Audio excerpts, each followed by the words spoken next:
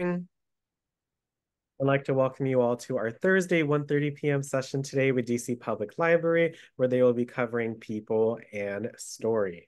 I'm going to read our disclaimer before we get started. The WildTech DC Senior iPad program, its owners and presenters offer technical assistance, virtual health, well-being information designed for educational purposes only. You should not rely on the information in any applications or topics made by WildTech, including but not limited to mobile device applications and any social media pages maintained by WildTech, its owners or presenters as a substitute for professional medical advice, diagnosis, treatment, or legal advice. Thank you so much for letting me read the disclaimer. If you cannot see us or hear us or see the screen, please let us know in the chat and we would appreciate that. I always recommend that you have some notes next to you so you can record some information and review it for later. And as always, make sure you keep your TVs and cell phones in mind to give others, and most importantly, yourselves the most immersive experience. And as always, don't forget to stay on at the end to complete a poll to let us know how you felt about today's session. Without further ado, Jordan, again, if you could introduce yourself and what you'll be covering today, I really appreciate that. And thank you so much for joining us.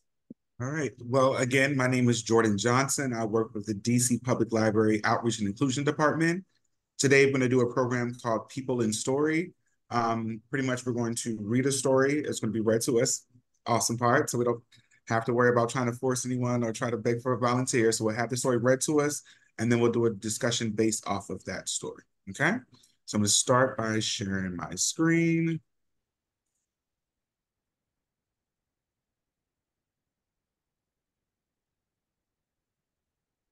And as always, I'll be able to assist with the hands and unmuting folks. And again, thanks so much, Jordan. I look forward to the session. Okay.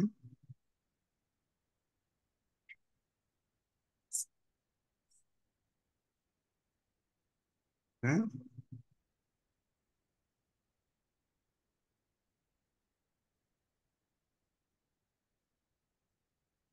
Thank You, Ma'am, by Langston Hughes. Narrated by Ryan Carlo DeLuso.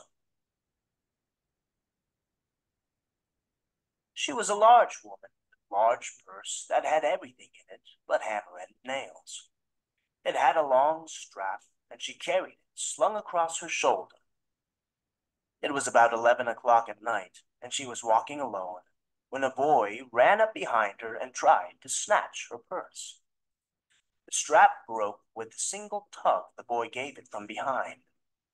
But the boy's weight and the weight of the purse combined caused him to lose his balance. So, instead of taking off full blast as he had hoped, the boy fell on his back on the sidewalk and his legs flew up. The large woman simply turned around and kicked him right square in his blue jeans sitter. Then she reached down, picked the boy up by his shirt front, and shook him until his teeth rattled. After that, the woman said, "Pick up my pocketbook, boy, and give it here." She still held him, but she bent down enough to permit him to stoop and pick up her purse. Then she said, "Now ain't you ashamed of yourself?" Firmly gripped by his shirt front, the boy said, "Yes'm." The woman said, "What did you want to do it for?" The boy said, "I didn't aim to." She said, "You a lie." By that time, 2 or 3 people passed, stopped, turned to look, and some stood watching. "If I turn you loose, will you run?" asked the woman. "Yes'm," said the boy.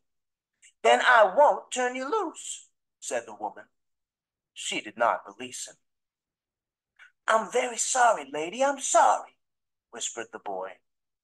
And your face is dirty. I got a great mind to wash your face for you.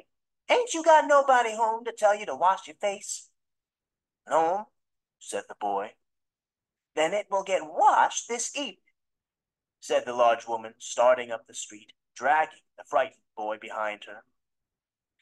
He looked as if he were 14 or 15, frail and willow wild, in tennis shoes and blue jeans.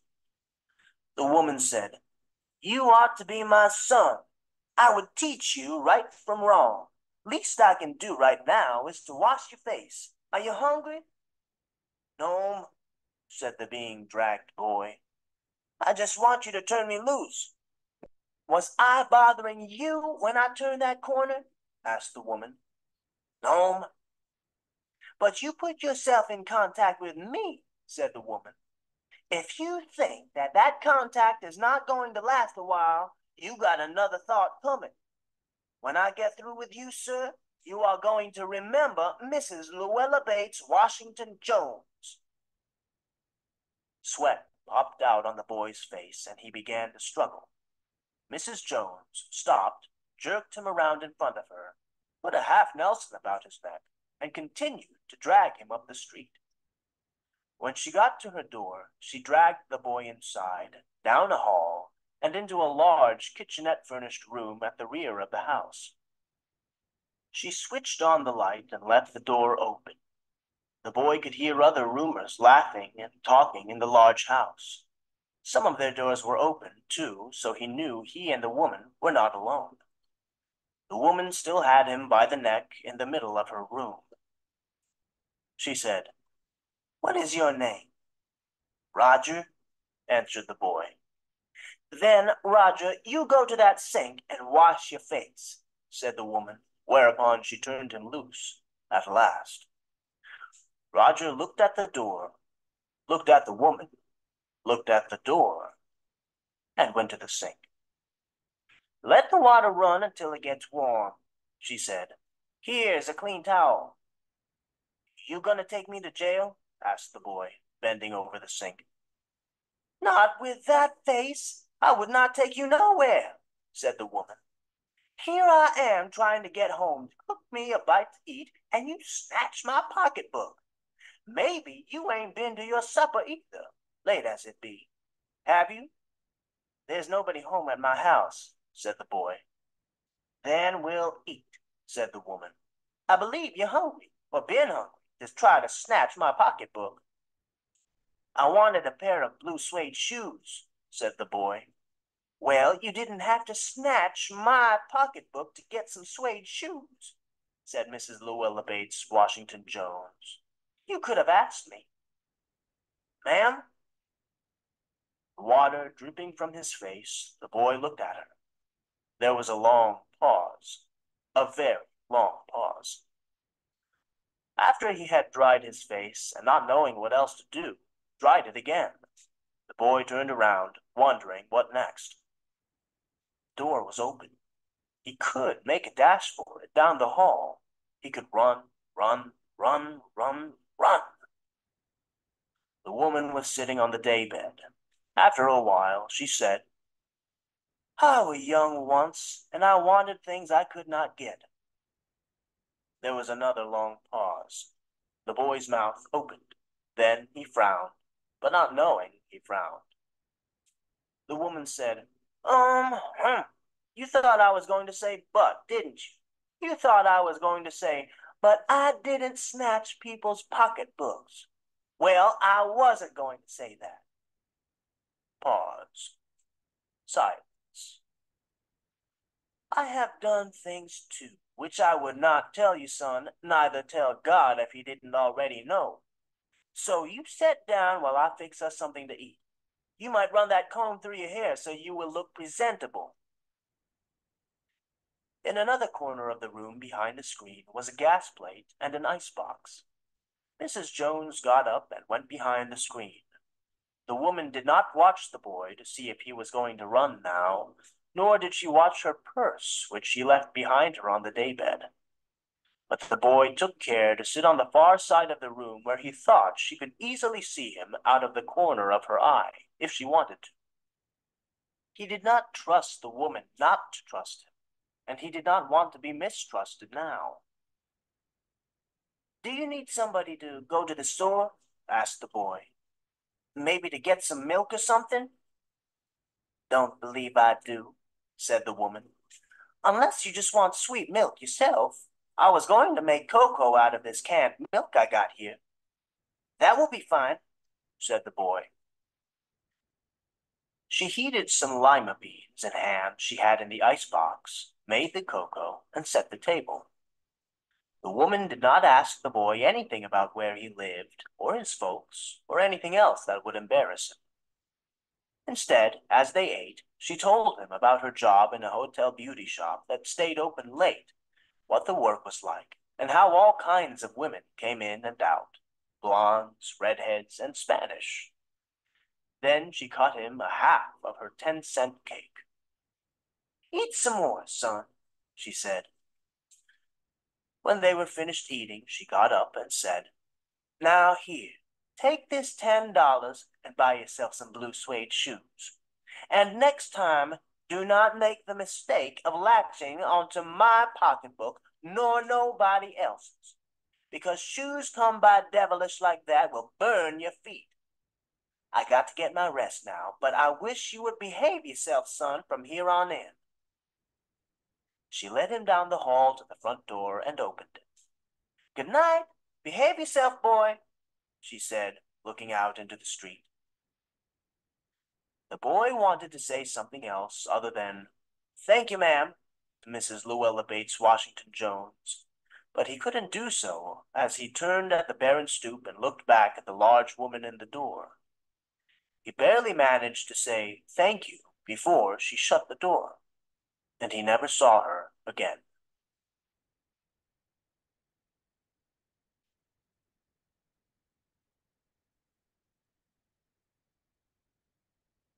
Okay, so that was Thank You Man by Langston Hughes. Okay, can I get your first impression of the story? What are you guys' thoughts, feelings, comments, or concerns? Thank you so much for the story, Jordan. It definitely made me chuckle, and it could have gone many different ways, but I definitely the author was trying to get a point across, which I thought was very sweet. So thank you so much for sharing. And again, if you'd like to share your first impressions, your first thoughts on the story, please raise your hand. First up is Anne. Thanks so much. How are you? Hi, Jordan. Hi, Alex. Hello, hello. Um, that poem brings back something from high school. The nun taught that in English class. Shared that poem with us, and I still have different impressions of how you could relate to it. But my main relationship is looking at how the lady reminded me of my grandmother. She was always bringing home strays and feeding them, and kids that didn't have nobody at home, and washing their clothes and making them take a bath and pressing their clothes and giving them back to them. So it shows that back there, and I think if more of us now take a interest in a child and try to give them some good advice and a good spirit instead of cussing at them and hollering at them. And I do understand that the times are so changed that even I'm a little scared of some of these people, because some of these kids have really rough, and that's their way of reaching out. They don't know how to accept people who are offering them a hand or some advice, because they don't have a role model to give them some of that. And so they're afraid to trust you because they have trust issues. So I thank you for that, Jordan. I like Langston Hughes. He's an odd character sometimes, as the kids would say. But I think if we took together his words and tried to iron them out into our own lives, maybe we can reach one child off the street, and maybe we can try and cut down some of this craziness. I know it's hard to accept, Yeah. but anyhow, thank you. Thank you. Thank you so much for sharing. I really appreciate that, Anne. Next up is Miss Geraldine. How are you doing today? Hi, Alex. Hi. Well, I enjoyed the short story. The woman, Miss Jones, was kind. She didn't ask him about his background or where he lived or why was his face dirty. She didn't ask him any of those embarrassing questions. She just taught him a lesson that you don't have to snatch somebody's purse, that you can really you some people will give you the money if you ask for it, but you don't have to risk going to jail because he asked her was he going to go to jail. So you don't have to risk that. There are some people who are kind and who will help you out. That's what I got out of the story. Thank you so much, Geraldine. I appreciate that. I agree with everything you had said. I agree with everything that Anne said. Sometimes people need a helping hand, so I think we all can relate in a way in one part of our life. And so thank you. Next up, hi Louise, how are you? Thanks so much for joining as always. Well, I just thought the woman, even though it was a negative thing, what the boy did, it seemed like it has a positive ending because she could say, I'm going to call the police and let him lock you up. And it would teach him a lesson, but in a negative way also.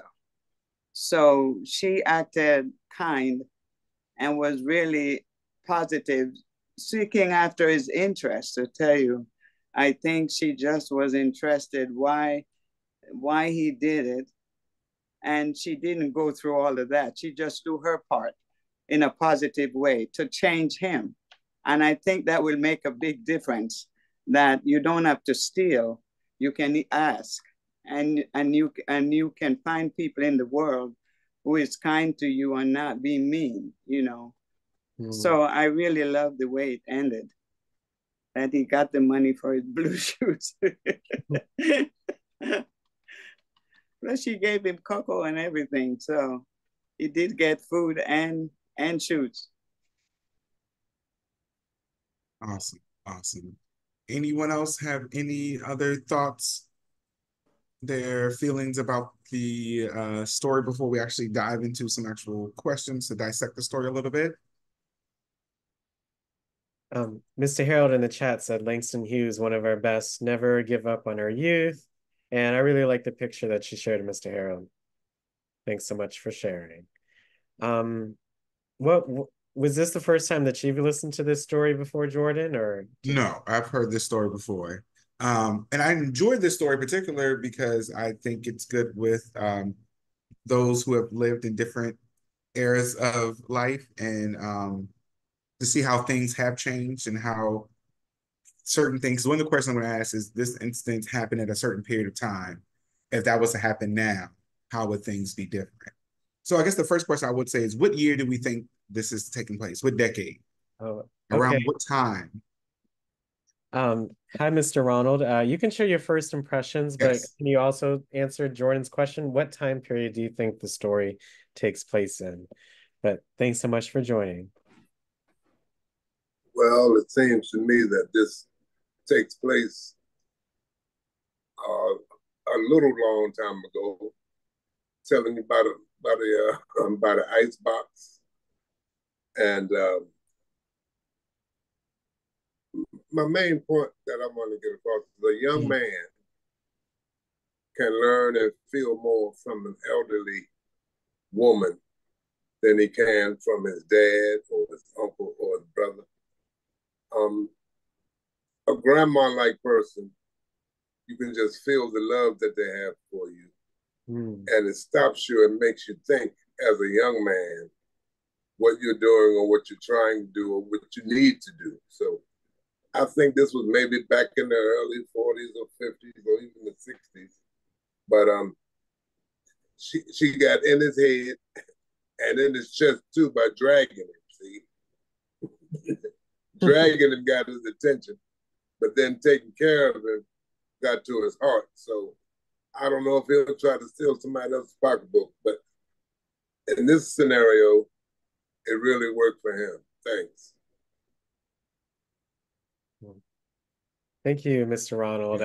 Your answer to that question is not far off at all. So good job on that. Did you want to ask others that question, Jordan, as well? Just what time period they think? Yeah, what time period they thought, and maybe some reason why. Mr. Ronald said because of the ice box. They mentioned an ice box. Okay, thank you. And when do you think the story takes place? Somewhere between the late 40s and early part of the 50s. Because when we first moved here, there was an ice box, not a refrigerator. Wow. Okay, that's good. Just using what you know. I love that. Mr. Thomas, thank you so much for sharing. And Mr. Thomas, when do you think this story took place and why?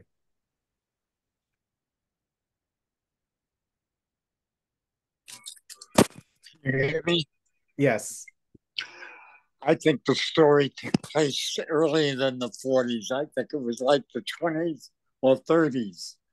You got to remember that Langston Hughes was very active in the arts back in the 40s. And he had Hurston and others around him, including the great Lady Day, Billie Holiday, who were friends of his. What I got out of the story itself was how kind people are. Mm. Even though a danger was foisted on this woman by this young boy who wanted her purse to buy a pair of shoes for $10. She handled him beautifully and with care and with love, even though she didn't know this boy at all. So the kindness, what is sad about it is I don't see that kindness today anymore. It has disappeared into oblivion now. There are still people who do care, but I find, too much danger now, thanks to TV and video games and the proliferation of guns. That is the scary thing. This boy never had a gun, nor did this woman. But I wonder if that would have happened today, what would happen to that young boy, or what would happen to that woman. So it was a great story. And Langston, of course, is one of the great African-American writers of our days. That's all I have to say. Awesome. Thank you for that. Well, Thomas, that was actually going to lead to my next question. So we said around a lot of people said like the 1950s, the 1940s. The original short story was originally published in 1958, but there is never any time frame of when the actual story was supposed to have taken place. So I'm assuming sometime before the 1950s. Now, if this story was to take place today, how do you think things would have differed? Do you think the same scenario could happen in the same way, with the same outcome? Again, thank you for the questions, Jordan. They really make you think. Really quick, Mr. Thomas, it does still exist out there. Other things may be happening, but that kindness in people's hearts still exists. So it definitely is a different landscape or climate these days, but it's still out there. And she was actually very generous. I just looked up the value of $10 back then versus now. That's like giving someone $130. So wow. She definitely gave him a nice pair of shoes. Okay, thank you. And again, the question is, how do you think it would take place if it was today? It would have been a disaster. It'd have been a murder on the corner. And I don't know who would have murdered somebody first. because she was kind of spicy, but somebody would have got hurt. And that's sad to say that that's how that would happen, but I can't see it in the other way in our day and time right now. Things are such a drastic. Kids have no, they're not learning any kind of manners or respect for of their elders, older people, or adults. Just adults, period. So it's and I guess it's because kids are raising kids. Babies are having babies, and they don't have the most of these people that are on here came up in a different environment. We weren't street kids. We weren't out on the corner doing crazy stuff.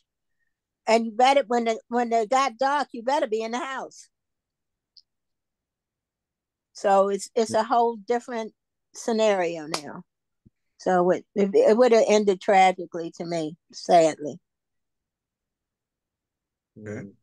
Thank you so much for sharing, Anne. We really appreciate it. And I don't disagree, but there's many different kinds of people in the world. You know, some crazy things have happened. So, you know, I believe it could go any way. It's just whether something was meant to happen or if it wasn't meant to happen.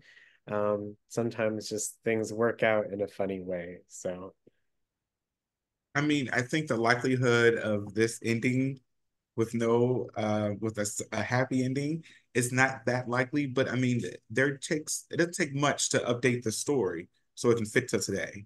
I mean, a lot of DC residents, especially now, have still lived in shared homes. So that's one aspect. Maybe instead of having an ice box, there's a regular refrigerator there. Maybe in the common areas. Again, kids wanting and needing things. Like, I mean, wouldn't be blue suede shoes. It could be a phone or any type of electronics. And again, maybe someone taking the time and energy to sit that child down and explain to them, hey, this is not the way. I've been through these things, and not saying that I didn't do anything bad, but I have done things. Things could have changed or it could not have. So again, I will say with this particular short story, there's a lot left up for interpretation. And so I guess I want to see what have we assumed in this story that we believe is fact that we do not know because it was never told to us. For instance, do we know the race of the characters? That's a really great question, Jordan. And if not, what did you assume their race was? Okay. Geraldine, again, the question is, what did you assume about the story that wasn't told? I don't know. I don't know why, but I just assumed that they were black, was a black woman, you know, with the purse over her shoulders. And I just assumed it was a black kid. Yeah, that's just what I assumed. But if it was in the 30s, you know, it could have been anybody in the 30s because, you know, people were having a hard time back then. And, but 40s and 50s, you know, I just figured it was a black kid. Thank you so much, Geraldine. Louise, can you say your question again, Jordan? Well, the broad question is, what assumptions did you make in this story, but that weren't actually based off of facts? And one of the examples is race. I believe a lot of people believe that the characters are black, but Langston never states that they are. And that's going to lead to another question afterwards. So like, what maybe assumptions you might have had reading this that you think back now that there were no clear facts to state that, like, again, we know that this child is a child. We don't know the specific age. He could be 15, but maybe you thought in your head, well, this is a 15-year-old because it sounds like something they would do. So one thing was race. A lot of people might have assumed their race. I assumed that they were black, and I assumed that he probably was a young teenager, maybe 13 or 15 or even younger, and that he was taught something, even though he wasn't doing right. He gave respect. And I don't think in these days that woman could drag anybody. She wouldn't get very far. They probably would have kicked her in the shin or poked her eye out so that you could let them loose. So I thought, he was taught something about giving respect, and he actually have a little bit of trust too. She trusted, she allowed her pocketbook to be sitting where he could grab it and run again. But he didn't, because there was a little bit of trust developed right there between both of them, So it could have ended terribly if it was this time,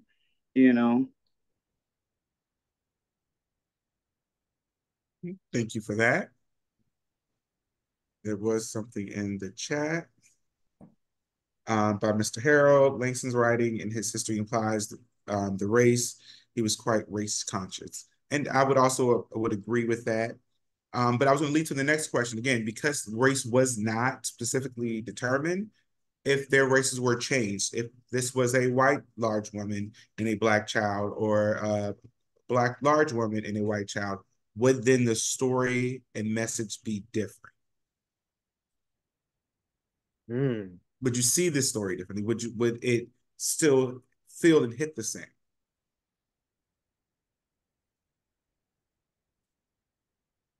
That's a good question. If the circumstances or if the actual people were different, I think just keeping in mind the time frame as well and the thoughts that were going around back then.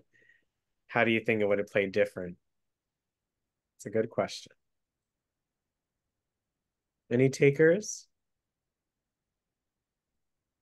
Mr. Harold in the chat said the story would be different. Thank you. Hi, Miss Maria. Thanks so much. How do you think the story would be different if the races of the characters were different? Well, yes, he said that was back in the 60s or some 50s or 60s. That was a while back, before now. Yeah, well, the short story was originally published in 1958. So the story that he's referring to can be any time before 1950. We're not sure the specific decade or time, but it's going to be some time before then. Yeah, well, back then we had more respect for each other than we do now. So if it had happened now, and that bear hug she had on him, I don't think he would have been washing his face. He probably wouldn't have had a face. I mean, you snatch my purse and you want some blue suede shoes. I mean, I'm not Elvis Presley. So I don't know. Yeah, it's a difference from then and now, because like I said, we had more respect for each other then than we do now. I think he could have got hurt. He really could have got hurt, and taking him in to wash his face. I don't know. Just let him go. Just go it on and hope it don't happen again. Maybe you won't be so lucky the next time, but I'm gonna let you go with this one. So that's the way I see it. Thank you, Miss Maria. Really appreciate it. And how do you think the story would play out if the characters were different? Well, first, I didn't see them as black or white. I saw it as a woman that was trying to do right by a child. So I guess sometimes I see things a little differently because I was brought up in an environment with both races. So and different breeds of people, different people from different countries. So I just saw it as a person that was not going to take any guff from nobody. She had been working at the beauty parlor probably on her feet. She was not going to take that mess. And then my hard-earned money. And I just saw it as somebody that was trying to give a child a chance to let them know that if you ask somebody, maybe they would have been kind enough to do something for you, and that's dangerous that you tried that, because you could have tried it on somebody that really, as the kids say, wiped you out. So I just saw it as a different thing. So I didn't think of it as racial, but I did think of it as a generational thing, and that it was something that made you think. And that an older person was trying to teach a younger person something not to do, and that there are people that would be doing something right for you. And after she had talked with him, she fed him, and gave him the money to buy the blue suede shoes. And I'm like Miss Marie, I'm not into blue suede shoes, but she did put some shoes, Nowadays, the kids would want you to give them $200 or $400 for a pair of expensive tennis shoes. So that would have left me out on the corner right there. So it goes to show you how much we as adults and older adults now can look back on how maybe our parents or our grandparents might have handled that situation, that in this day and time would make you maybe think a minute. So he might, if this day and time, he might have got sprayed with some pepper spray. So, because I sure enough carry one on my keychain. So you're looking at a whole different environmental situation now. And when you look back on that situation, it makes me wish that we were all living back then and had that in our hearts to do.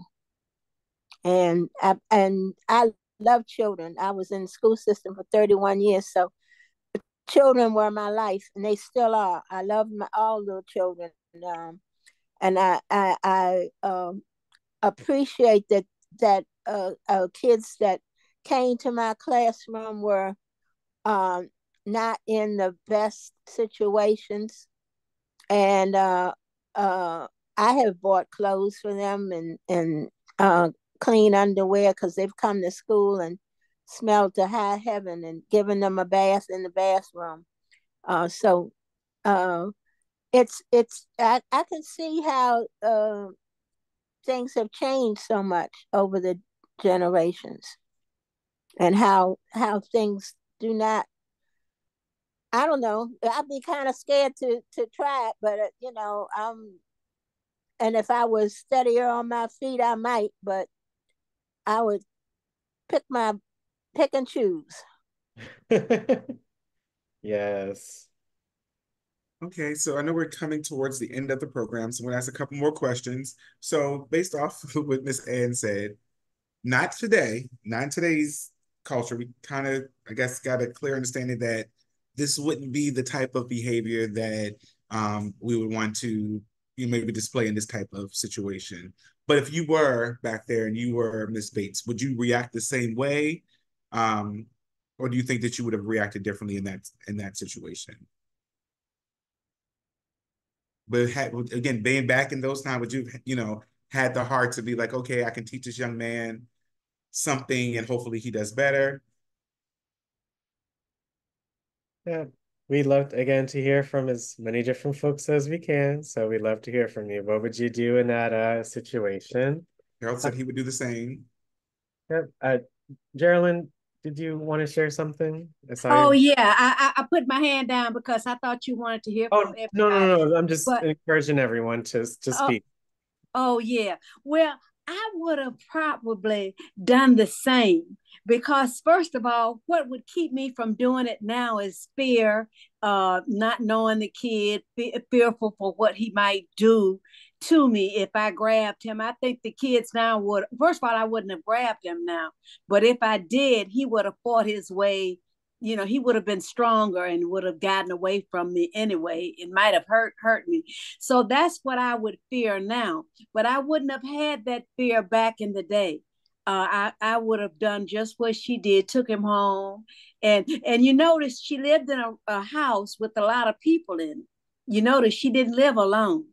So I would have done the same thing. I don't know if I would have given him that $10, and that's $130. That was a lot of money back then to give him. But if she had it to give, you know, if I had it to give, I would have, but I probably wouldn't have had it to give. But I would have taken him home and fed him, and I would have given him $5 or maybe $2.50. And yeah, I would have given it, yeah, a little less money. But yeah, I would have done the same thing. I would have taken him home with me. Thank you, Geraldine. Just thinking off of that, you know, there was less people there. You know, it was probably more of a familiar town. So, you know, I just think of that when he said that, you know, he probably would know someone in that area versus, you know, now it's a lot more spread out. Just thank you so much for sharing your thoughts. I really appreciate that. Okay. Next up is Dolores. What would you do anything differently than before? Good afternoon to everyone. First, I'm not going to go back to what happened at that in the story, but I can share with you what I went through 2 weeks ago in reference to the situation as far as what you would do today compared to what you would have done back in the day when we was growing up. And the reason why I'm saying that is because the young boys that live in the apartment building next to me, I've been knowing him ever since he was a little kid. And, you know, he always been like a trouble kid, but he always respected me because I respect him. And there was times like, you know, I see him do something as an early age and I, you know, will approach him in a nice way and etc. And last year he just graduated from high school, him and his girlfriend, both of them. And, you know, I spoke to him, I gave him a little card, you know, to try to ease in, you know, as far as the communication. Well, 2 weeks ago, I was at the dollar store. And at the dollar store, I was in line paying for my merchandise. And I saw him and his girlfriend come in there. They didn't see me, but I saw them. And what he did was, I mean, you know, stealing out the dollar store. Took sodas and put in his pocket, in his pants pocket, and potato chips and the soda. And he did the same, gave her some, and she walked out the store first. And then he walked out the store. But neither one of them didn't see me. So I was contemplating later on, you know, whether I should say something to them or not. And, you know, I spoke to some of my prayer partners and things of that nature because, like I say, I did thought I had that type of communication with them. But you don't know nowadays because, number one, he's a hustler. And he don't think I know it, but I know, you know, what he does and stuff like that. But he always respected me. But I didn't say anything because, like, nowadays, kids, they act one way at one moment, and the next minute they turn on you. And I didn't want to let him know that I did see him at him and his girlfriend stealing. It did bother me, you know, of that nature, but not speaking up. So I wouldn't say that like I said, by me experiencing that, I didn't say anything. I let it go, you know, and it did bother me. So, and I say this to say, like, back in the day when we was coming up, everybody's parents was your parent.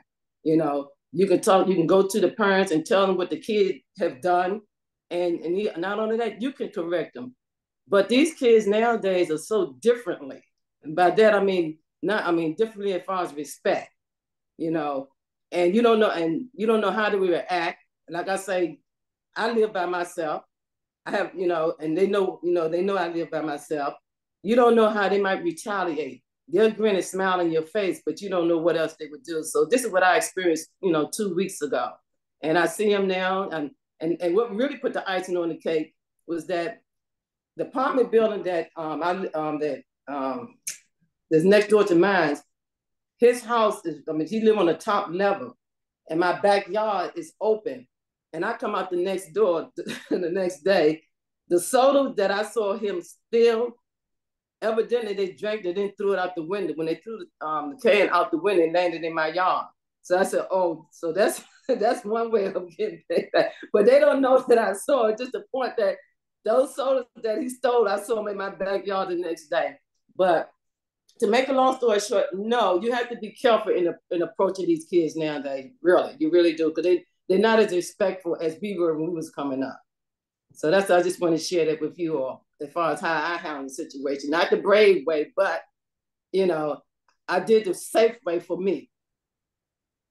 Okay. And say not brave, well, we can judge. Well, thank you for sharing. Yes. Appreciate that, Dolores. Thank you so much. Yeah.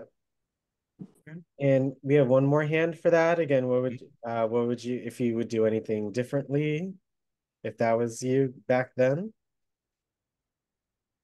Louise? I think I would do the same, because back then it seemed like it was a little bit safer to, you know, in your neighborhood, and everybody knows everybody. Probably was some kid nearby.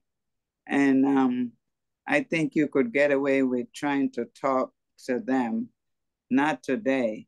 I remember the other day I went to the store, and when I came out, the guy followed me to the car for a quarter. And I don't push the cart very well because I got tremors on one side. And he followed me all the way, and he didn't say, can I push the cart for you? But then when I got to my car, he asked for the quarter. And something said to me, you need to talk to him. I said, I don't mind give you the cart for the quarter, but I have to teach you something. If you see an old lady like me pushing a cart with grocery and you want the quarter, you say, can I help you to push the cart? And then it would seem like you're interested in what she's doing or in her, and also in the quarter, but you followed me. You walked behind me.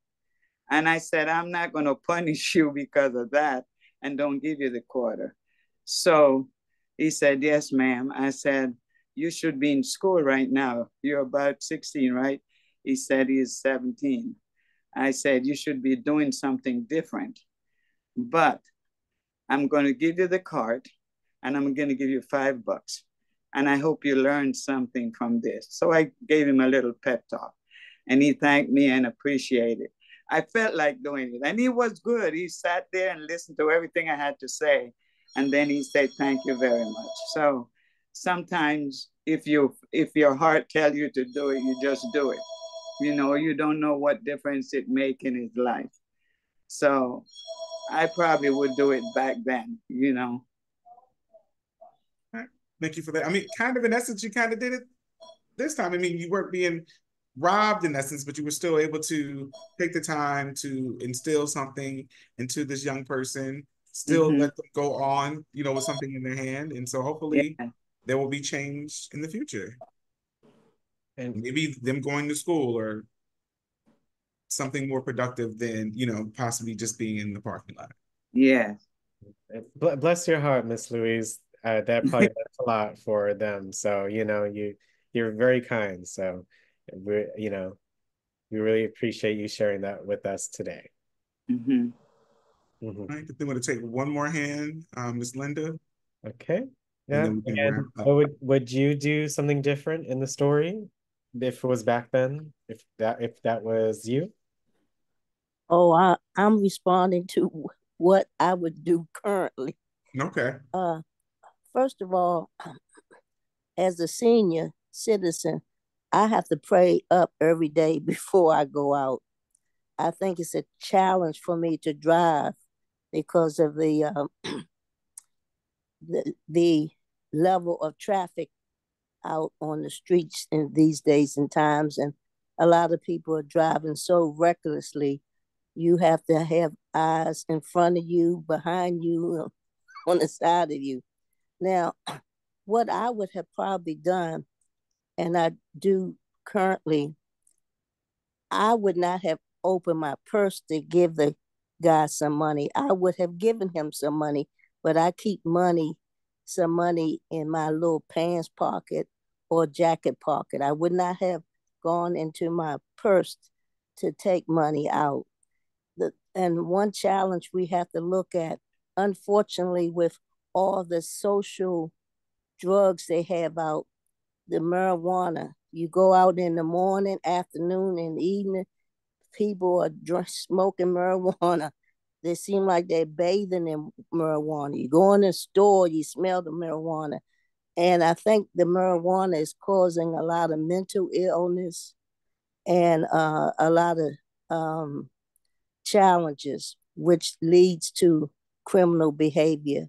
So again, I would have said, here's some money towards the pairs of shoes you want, but I would not have gone in my purse. And I stayed prayed up. Thank you. Thank you. Thank you, Miss Linda. We really appreciate that. Okay, well, with that being said, I hope you guys enjoyed today's program. Hope you guys enjoyed the story and the discussion. I've definitely learned a lot from you guys. And yeah, that's it for today. I had a great time. I will be back in 2 weeks for Module 2 and next month for another program.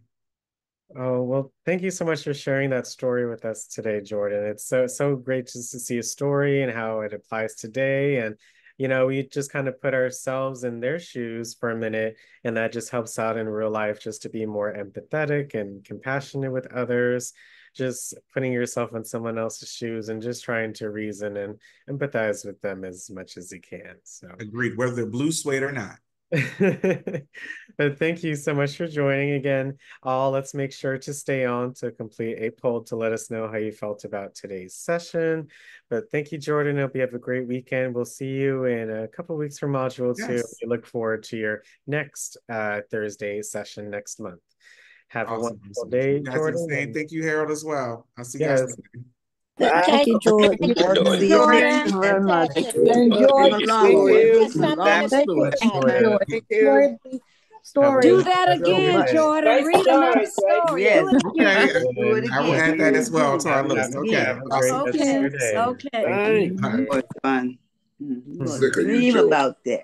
Thank you so much.